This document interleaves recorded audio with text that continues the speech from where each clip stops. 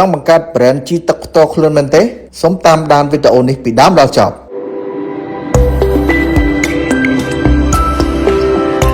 ហេតុអ្វីយើងត្រូវតែបង្កើត brand ជីទឹកដោយខ្លួនឯងតោះស្រមៃមើលទាំងអស់គ្នាសូមប្រាប់ពីហេតុផលចំណេញទាំង5យ៉ាងក្នុងការបង្កើត brand ជីទឹកផ្ទាល់ខ្លួន1កត្តាល្អចំពេលវេលាដែលត្រូវបង្កើតកេរ្តិ៍ឈ្មោះដោយខ្លួនឯងផលិតផលក្នុងស្រុកគ្រប់គ្រងដោយប្រជាជនក្នុងស្រុកតែមួយលើកស្ទួយវិស័យកសិកម្ម2ទទួលបានតម្លៃល្អទាំងគុណភាពទាំងការរចនាស្លាកសញ្ញាធ្វើឲ្យប្រជាជនស្គាល់ម៉ាកសញ្ញា logo របស់អ្នកជាផលិតផលក្នុងស្រុកជីទឹកក្នុងស្រុកនិងគ្រប់គ្រងដោយផលិតផលក្នុងស្រុក3ចំណាយថ្លៃដើមផលិតផលល្អតម្លៃសមរម្យលក់ជូនឲ្យប្រជាកសិករក្នុងតម្លៃទាបមួយទាបជាងជីទឹកដែលនាំពីក្រៅប្រទេស4កាត់បន្ថយការនាំចូលជីទឹកពីក្រៅប្រទេសជួយលើកស្ទួយវិស័យផលិតផលជីទឹកក្នុងប្រទេសកម្ពុជាឲ្យកាន់តែច្រើន5ចំណេញច្រើនជាងការនាំចូលជីទឹកពីប្រទេសក្រៅពី3ដងទៅ5ដងទាំងនេះជាមូលហេតុដែលម្ចាស់អាជីវកម្មក្នុងប្រទេសកម្ពុជាត្រូវតែគិតគូរក្នុងការបង្កើត brand ជីទឹកផ្ទាល់ខ្លួនសូមកុំឲ្យខកខានឱកាសមាសនេះរួមគ្នាបង្កើតផលិតផលក្នុងស្រុកដើម្បីកាត់បន្ថយការនាំចូលពី